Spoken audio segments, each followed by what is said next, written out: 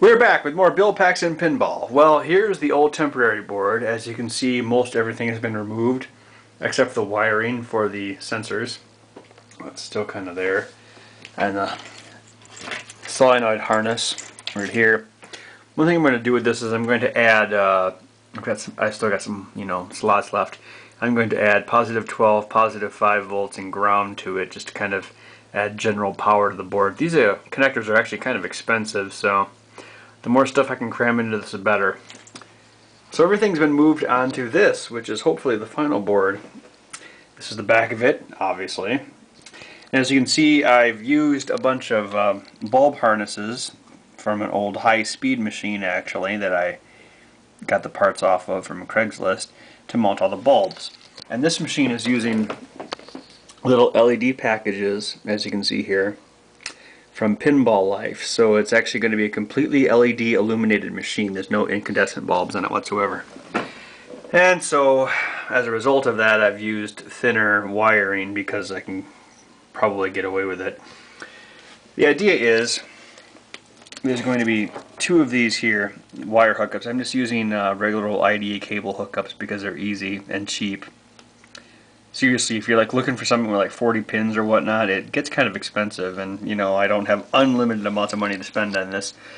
So basically there's going to be two wiring banks. That's the first one. Each bank is going to have 32 bits. Obviously that has 40 pins, but I'll just use the other 8 for ground.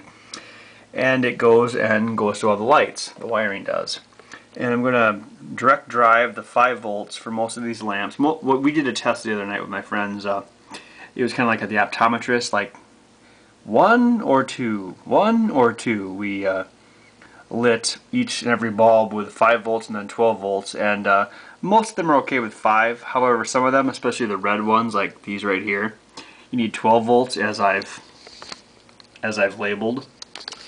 So yeah, so the 5 volt ones are directly driven. For the 12 volt ones, what we're doing is we're using little MOSFETs again right here.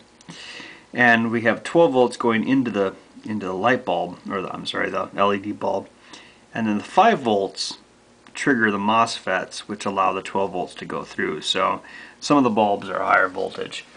So basically the plan is to get it all wired up with light, and then I will attach the sensors, and then I will attach the solenoids, kind of going in the order of thickness of wire. But yeah, you can see I have my pop bumpers here, ball locks for the wives. You can see the trans lights, or not trans lights, the backlit things here. Here's where the pop targets go. These point at the pop targets. There's the LED display for the aliens counter.